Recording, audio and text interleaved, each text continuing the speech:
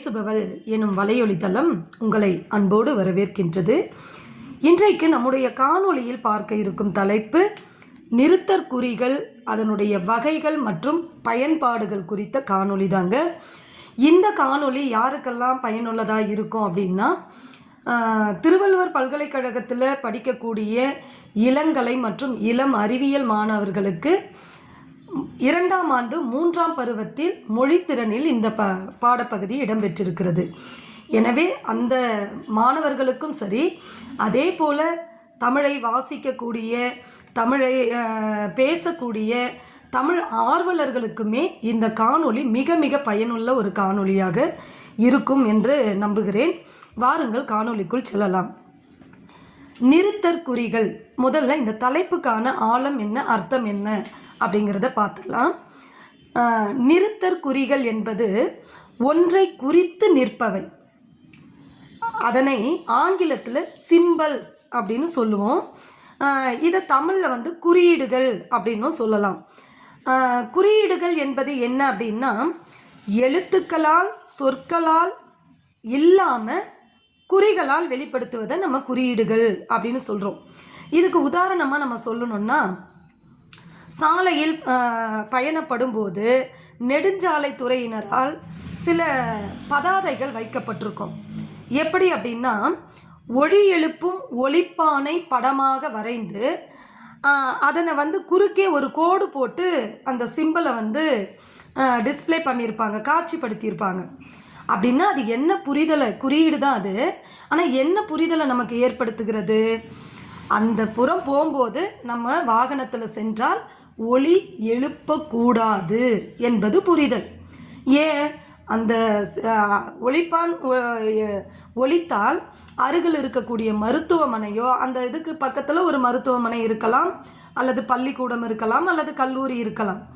எனவே நம்ம வாகனத்தில் இருக்கக்கூடிய அந்த ஹார்ன் என்று சொல்லக்கூடிய ஒலிப்பானை ஒலித்து கொண்டு போனால் அவர்களுக்கு இடையூறாக இருக்கும் என்பதை உணர்த்துவதற்காக அந்த இடத்திற்கு சென்றால் நாம் ஒலிப்பானை அணைத்து வைக்க வேண்டும், ஒலிக்கக்கூடாது என்கிற ஒரு புரிதலை நமக்கு இந்த குறியீடு தருகிறதல்லவா?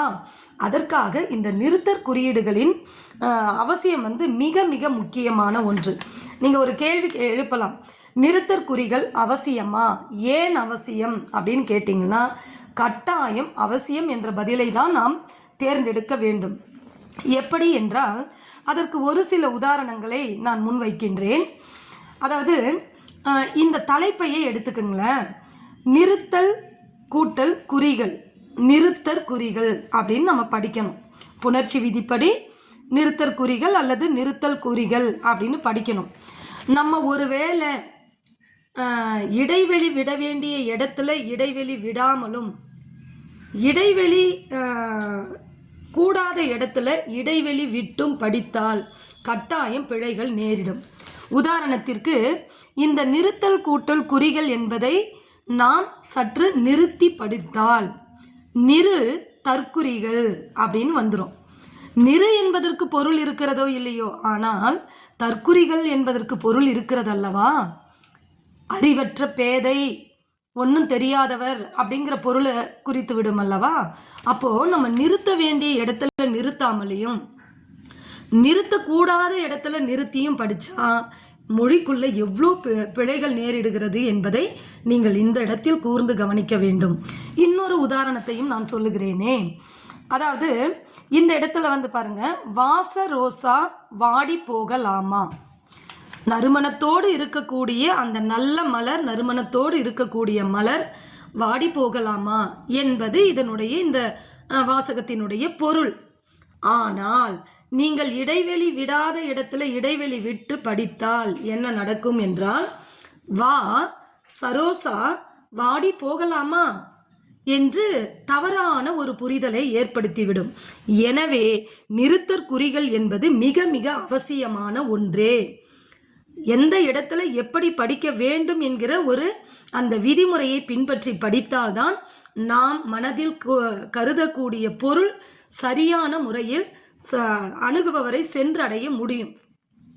எனவே மிக மிக அவசியம் என்பதை நாம் உணர்ந்து கொள்ள வேண்டும்.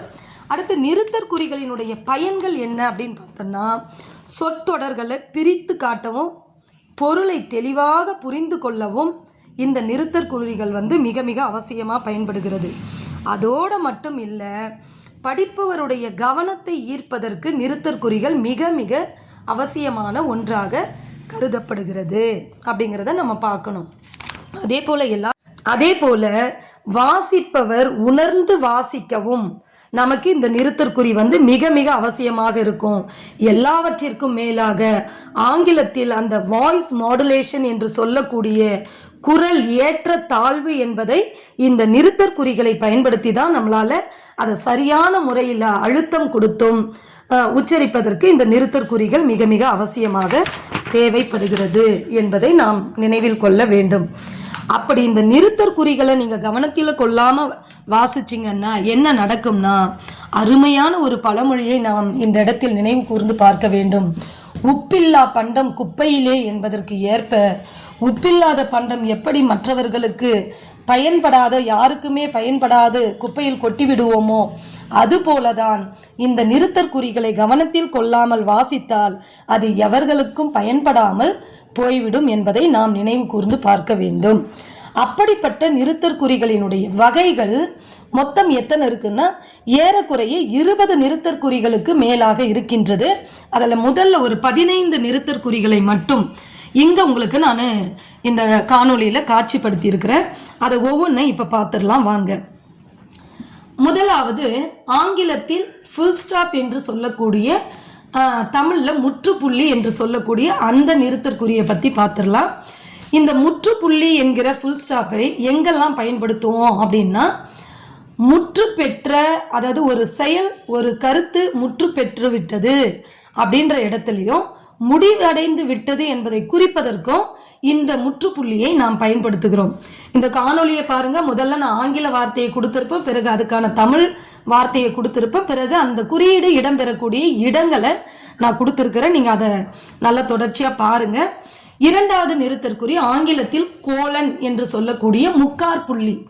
இந்த முக்கார் புள்ளி நம்ம எங்க பயன்படுத்துறோம்னா, எழுதுகின்ற பொழுது உட்தலைப்பு இடும் பொழுதும், அதே போல ஒருவருடைய கூற்றை பயன்படுத்தி விளக்குகின்ற பொழுதும், அல்லது ஒருவர் கூறி அந்த கருத்தை விரித்துரைக்கின்ற பொழுதும் இந்த முக்கார் புள்ளி என்பது பயன்படுத்தப்படுகிறது. அடுத்து மூன்றாவது செமிகோலன் என்று சொல்லக்கூடிய அரைப்புள்ளி. இதை எங்க நம்ம பயன்படுத்துவோம்னா, ஒரு எழுவாய் நிற்க பல பயனிலைகள் தொடர்ந்து வந்தாலோ, அல்லது மேலும் உடன்பாட்டு கருத்துக்களிலும் எதிர்மறை கருத்துக்கள் இடம்பெறக்கூடிய இடங்களிலும் இந்த அரைப்புள்ளி என்று சொல்லக்கூடியவற்றை நாம் பயன்படுத்துகின்றோம். அடுத்ததா பார்த்தீங்கன்னா கமா, கார் புள்ளி என்று சொல்லக்கூடியதை என்னும் இடங்களிலும் தனித்தனியாக பிரித்தறிகின்ற பொழுதும் அடுக்கி வருகின்ற பொழுதும் இந்த கமா என்கிற கார் புள்ளியை பயன்படுத்துகின்றோம். அடுத்தது அப்போஸ்ட்ரோபி என்று சொல்லக்கூடிய உடைமை குறி, தனக்கு சொந்தமானதை குறிப்பதற்காக இந்த உடைமை குறியை பயன்படுத்துகின்றோம். அடுத்து ஹைப்பன் என்று சொல்லக்கூடிய சிறுகோடு, இது இரண்டு சொற்களை இணைக்கும் இடங்களில் இந்த சிறுகோடை பயன்படுத்துகின்றோம். அடுத்து டேஷ், அதாவது லாங் ஹைப்பன் என்று சொல்லக்கூடிய இடைக்கோடு அதிக தகவல்களை தரும் இடங்களில் பயன்படுத்துகின்றோம். அடுத்தது அண்டர்ஸ்கோர் என்று சொல்லக்கூடிய கிடைக்கோடு மதிப்பெண் போடுவதற்கும் போட்டிகளிலும் இந்த கிடைக்கோடை நாம் பயன்படுத்துகின்றோம். அடுத்து அண்டர்லைன், அடிகோடு என்று தமிழில் குறிப்பிடக்கூடியதை எந்த இடத்துல நம்ம பயன்படுத்துகிறோம் அப்படின்னா, வாசிக்கின்ற பொழுது முக்கியமான இடத்தை குறிப்பதற்காக இந்த அடிகோடை பயன்படுத்துகின்றோம்.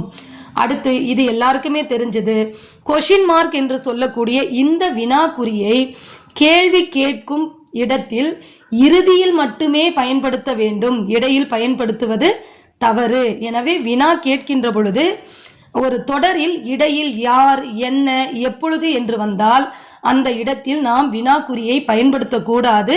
அந்த தொடரினுடைய இறுதியில் தான் நாம் வினாக்குறியை பயன்படுத்த வேண்டும். அடுத்ததா எக்ஸ்கிளமேஷன் என்று சொல்லக்கூடிய வியப்பு குறி. இது வாழ்க, வாழ்த்துதல், அதாவது வைதல், வருந்துதல், வியத்தல், இது போன்ற இடங்கள்ல இந்த வியப்பு குறி என்று சொல்லக்கூடிய எக்ஸ்கிளமேஷனை பயன்படுத்துகிறோம். அடுத்தது ஃபார்வர்ட் ஸ்லாஷ் என்று சொல்லக்கூடிய முன் சாய்கோடும் பேக் ஸ்லாஷ் என்று சொல்லக்கூடிய பின் சாய்கோடும் இலக்கண விதிப்படி தமிழில் பயன்படுத்துவதில்லை. ஆனால் கணினி பயன்பாட்டில் இந்த குறியீடு டாக்குமெண்ட்டை சேவ் பண்ணக்கூடிய இடங்களில் பயன்படுத்தப்படுகிறது. அடுத்ததா 14வதா டபுள் கொட்டேஷன், தமிழில் இரட்டை மேற்கோள் குறி அப்படின்னு சொல்லுவோம். இதை எங்கே பயன்படுத்துகிறோம்னா பிறருடைய கூற்றை மேற்கோள் காட்டுகின்ற இடத்தில். இதுவே சிங்கிள் கொட்டேஷன், அதாவது ஒற்றை மேற்கோள் குறி அப்படின்னு சொல்கிறோம்ல, அது எந்த இடத்துல பயன்படுத்தோம்னா அதாவது தன்னுடைய கருத்தை தானே மேற்கோள் காட்டுகின்ற இடத்தில் இந்த ஒரு ஒற்றை மேற்கோள் குறியை நம்ம பயன்படுத்துவோம். உரையில் தனியாக தான் ஒரு குறிப்பை நாம் பயன்படுத்துகிறோம், ஒரு தொடரை பயன்படுத்துகிறோம் என்றால், குறிப்பாக அதை அடையாளப்படுத்தக்கூடிய தொடராக இருந்தால் அந்த இடத்தில் நாம் ஒற்றை மேற்கோள் குறியை பயன்படுத்தலாம். பிறருடைய கூற்றை பயன்படுத்துகின்ற பொழுது இரட்டை மேற்கோள் குறியும், தன்னுடைய தொடரை பயன்படுத்துகின்ற பொழுது ஒரு பேச்சிலையோ அல்லது ஒரு எழுத்திலையோ தன்னுடைய அந்த கூற்றை பயன்படுத்துகின்ற பொழுது ஒற்றை மேற்கோள் குறியுமாக நாம் இந்த குறியீடுகளை பயன்படுத்தி வருகின்றோம். எனவே அன்புக்குரிய தமிழ் உறவுகளே, இந்த குறியீடுகளை எல்லாம் மனதில் கொண்டு நாம் வாசிக்கின்ற பொழுதும் சரி, எழுதுகின்ற பொழுதும் சரி, பேசுகின்ற பொழுதும் சரி, இந்த குறியீடுகளை எல்லாம் கவனத்தில் கொண்டு அந்த செயல்பாட்டை செய்தால் நிச்சயம் நம் மொழிகளில் பிழை ஏதும் நடந்திராது என்பதை ஆணித்தரமாக நம்மால் சொல்ல முடியும். எனவே இந்த காணொளி உங்களுக்கு பிடிச்சிருக்கும்னு நினைக்கிறேன், பயனுள்ளதாகவும் இருக்கும்னு நினைக்கிறேன். அப்படி பிடிச்சிருந்தா, பயனுள்ளதாக இருந்தால் மறக்காமல் கமெண்ட் பாக்ஸில் கமெண்ட் பண்ணிட்டு போங்க. சப்ஸ்கிரைப் பண்ணி வச்சுக்கோங்க, கூடவே பெல் ஐக்கானையும் கிளிக் பண்ணி வச்சுக்கோங்க. அப்போ தான் நம்ம போடுற வீடியோ உங்களை உடனுக்குடன் சேரும். மீண்டும் அடுத்த ஒரு நல்ல காணொளியோடு சந்திக்கிறேன். நன்றி, வணக்கம். இதற்கான எடுத்துக்காட்டுகளை உங்களுடைய புத்தகங்களில் பார்த்து கொள்ளலாம். கட்டாயம் இந்த குறியீடுகள் இடம்பெறுவதற்கான உதாரணங்கள் நம்மளுடைய புத்தகத்திலே இருக்கிறது. வேண்டுமானால் உதாரணமும் வேண்டும் என்று கூறினால் கட்டாயம் உங்களுடைய கமெண்ட் பாக்ஸில் நீங்கள் பதிவிடுங்க. நான் அதற்கான காணொளியை அடுத்த காணொளியாகவே பதிவு செய்கிறேன். நன்றி.